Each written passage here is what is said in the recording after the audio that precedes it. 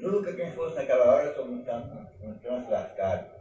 Sentar-se na descampada, se lutar a ladeira. O mito do 13 de maio com a abolição da escravatura e a influência externa no dito processo. O mito do 13 de maio, comemorando a abolição da escravatura no Brasil, é complexo. Embora a Lei Áurea, assinada em 13 de maio de 1888, tenha libertado milhões de escravos, a realidade foi mais complexa. A abolição não foi um ato de benevolência, mas resultado de lutas internas e pressão externa. Além disso, os ex-escravos não foram incluídos na sociedade, o que levou a um ciclo de marginalização e pobreza. O mito e a realidade da Lei Áurea. Não foi uma concessão. A assinatura da Lei Áurea não foi uma doação da monarquia, mas sim o resultado da pressão dos abolicionistas, da luta dos escravos e da pressão internacional. O Brasil era o último país das Américas a abolir a escravidão. Falta de apoio.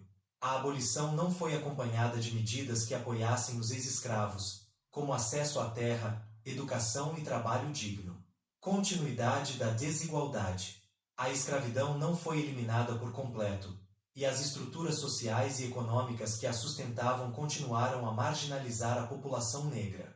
A influência externa na abolição. Pressão internacional. O Brasil enfrentou pressão da Inglaterra e de outros países para abolir a escravidão, pois o tráfico negreiro era uma prática condenada. Mudança de paradigma. A abolição da escravidão em outros países e a crescente conscientização sobre os direitos humanos também influenciaram o fim da escravidão no Brasil.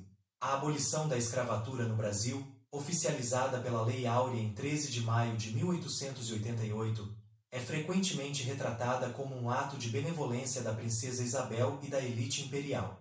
No entanto, essa narrativa oculta a complexidade histórica do processo, que envolveu resistência negra, pressões internacionais e interesses econômicos. Abaixo, uma análise crítica desse mito e da influência externa. O mito da Redentora e o apagamento da luta negra. A figura da princesa Isabel como libertadora foi construída para atribuir à monarquia um papel heróico, ignorando a resistência secular dos escravizados. Movimentos como os quilombos, como Palmares, liderado por Zumbi, fugas em massa e revoltas, como a dos malês, foram fundamentais para desgastar o sistema escravista.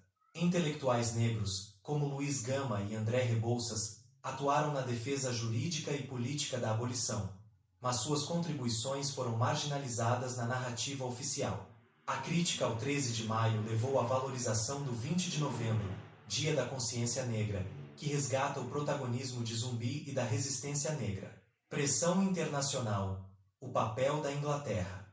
A Inglaterra exerceu influência decisiva para o fim do tráfico e da escravidão, mas por motivos econômicos, não humanitários. A Lei Bill Aberdeen, 1845, autorizava a Marinha Britânica a apreender navios negreiros, pressionando o Brasil a proibir o tráfico em 1850 com a Lei Eusébio de Queiroz.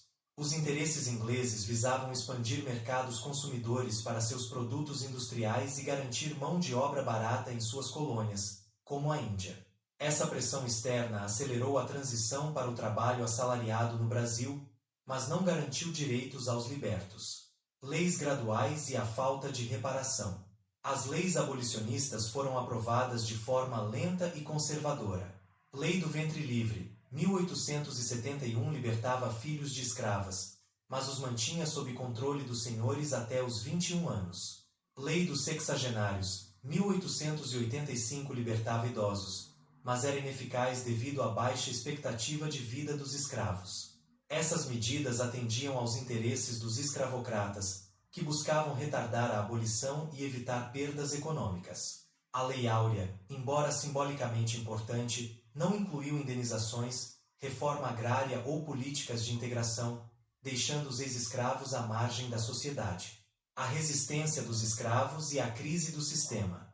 A fuga em massa para quilombos urbanos, como os de Santos e Rio de Janeiro, e a organização de redes abolicionistas ilegais tornaram a escravidão insustentável.